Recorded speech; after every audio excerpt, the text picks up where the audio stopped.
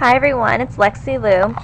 I am here with another art journal tutorial, and I already started working on this page. This page is in my little itty bitty book, altered book that I'm making. I mean, as you can see, it's really thin, really little. I'm excited about making it just because the pages are just so little. I've never had an art journal this tiny before, and I'm so excited about it. This is the third page I have made in it so far. At the end of this video, I'll show you the other two pages that I made. But anyways, let's get started. I can't talk tonight. Let's get started. That's what I meant to say. What I've done so far is I reinforced the middle of the page using this washi tape made by Scotch. I believe you can get it at Joann Fabrics or any other craft store in your area. It was starting to lift a little bit, so I used this Sparkle Mod Podge. I love this stuff. It's just like regular Mod Podge, but it has sparkles in it, so anything with sparkles is like a favorite by me, so I'm loving it. You can't, I mean, it's subtle, it's just real subtle sparkles. I don't know if you can see that on camera, but it gives it kind of like there you can see that, it gives it a kind of glare, or not glare, what am I trying to say, like a shine, it gives it a shine. So, very pretty. As you can see, I have my holiday, I'm feeling festive tonight, so I put my holiday mat out to do my art journaling on tonight. The paint that I used one of these tools. Can't think of the name of it right now. What are these called? These little scraper things. Palettes. I don't know. I have no idea what these are called. But I used these to do to lay my paint down, and it gave it a really grungy kind of just really neat looking kind of look. And the paint that I use is this Americana. It's called Electric Pink, and I love it. It's gorgeous. And then I use this Anita's acrylic craft paint, and it's called, what is it called? Rainy Day Gray. So those are the two colors that I used. For reference, let me just put this away. Okay, now what I'm going to do next is I went in my stash, and I found a whole bunch of ephemera. The main focus on here is going to be a girl. I decided I want to put a girl down from one of my magazines.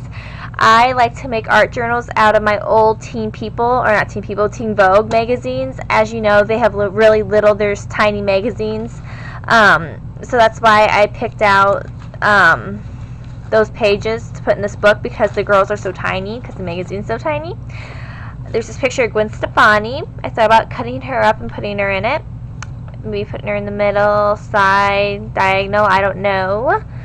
Or I might do, I thought this would be a neat idea, some legs just kind of coming out off the side. I think I like that idea a lot. So this is going to be my like pile, this is going to be my maybe pile, and this is going to be my no pile. Have this Juicy Couture guy. I thought about maybe cutting the letters out because it kind of goes with the pink theme and putting that down. I don't know, I might save this. I really like the back, so I might save this for another project.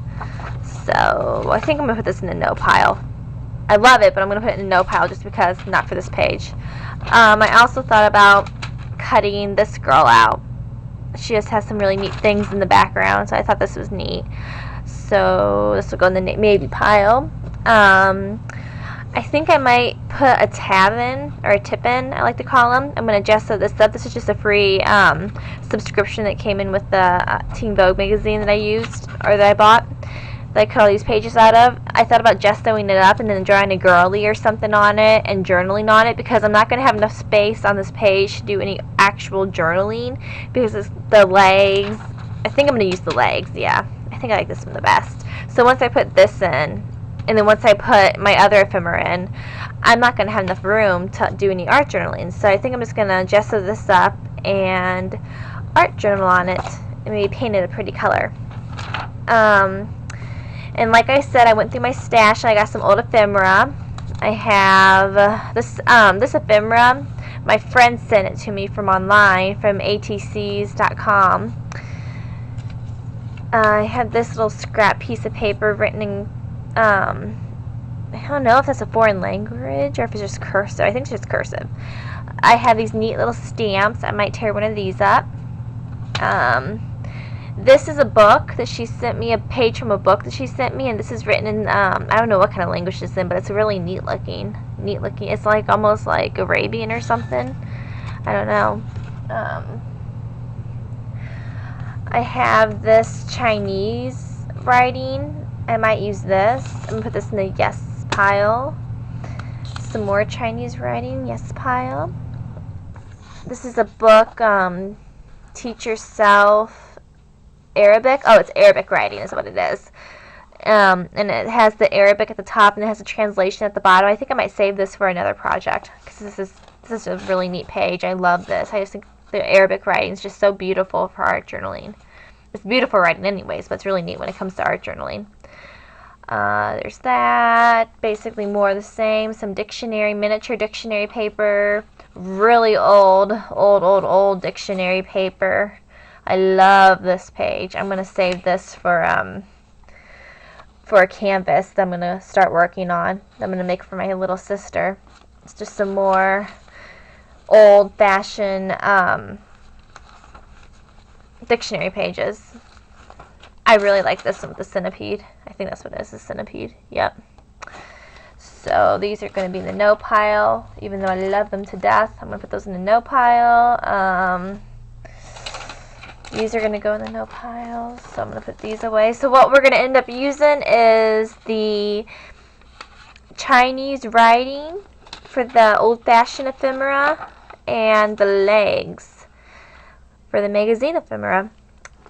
So basically, I don't have a tripod yet. Again, I do not have a tripod. And I tried setting this camera up on a million different things. I tried putting it on books. I tried putting it on a chair. I tried putting it on a shoebox. And I cannot get my camera situation figured out. So I'm going to, actually what I'm going to do is, I don't know what I'm going to do. I'm going to, because if I pause it, I don't know how to work this camera because I'm scared if I pause it. Here, I'm talking to myself. I'm going to pause it and I'm going to figure it out. And then I'm going to, basically what I'm going to do is I'm going to pause it and I'm going to cut her legs out and I'm going to Mod Podge them down with that sparkle Mod Podge that I showed you guys. And then I'm going to kind of rip these up and I'm going to put them in different areas. So that is what I will be doing, and I will be back here in a minute after I do that. Bye.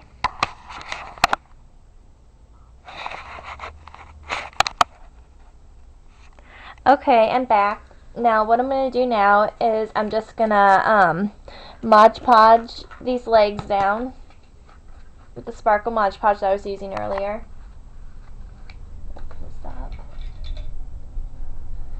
And oh, my thing's on it. And like I said, I got these. I got this from a magazine, that Teen Vogue magazine. So, but you can find things like this anywhere. You can find them and just like go through your old magazines. Don't ever throw your old magazines away because they'll have tons of just like even like the littlest things that you wouldn't normally think of that you'd like. They have tons of things that you could use for art journaling because art journaling things are just different than like scrapbooking things that you use for scrapbooking. So don't throw your old magazines away. And what I like to do is I put the coat of Mod Podge down under whatever I'm Mod Podging, and I like to put it over too just to give it a double sealant. And plus, since this is sparkle Mod Podge, it makes it really pretty looking too. Just makes the page nice and sparkly.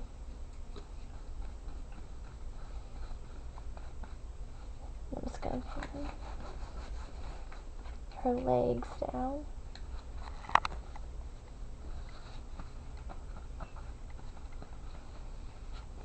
Okay. Next, I'm going to use those Chinese ephemera that I was telling you guys about. And what I'm going to do is I'm just going to rip them because I just like to get that effect. Just a kind of distressed effect to them. And I don't know where my Tim Holtz Distress inks at, or else I would put that around the edges.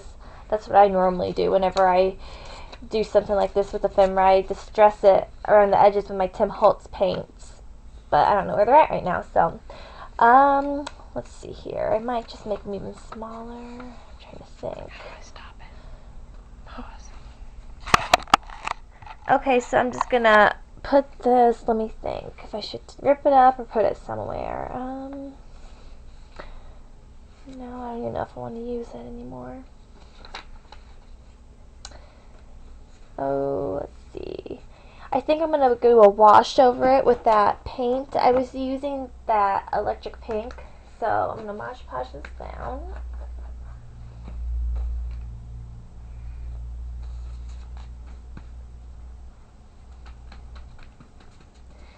And make sure whenever you Mod Podge something down, use do it liberally with your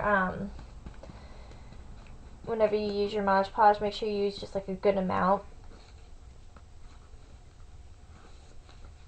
I'm just going to put that in the corner there and then go over it again. Like I said, go over it again to give it that extra sealants, and since it's glitter Mod Podge, it'll give it some sparkle. I just kind of dab over it just so it's not overkill.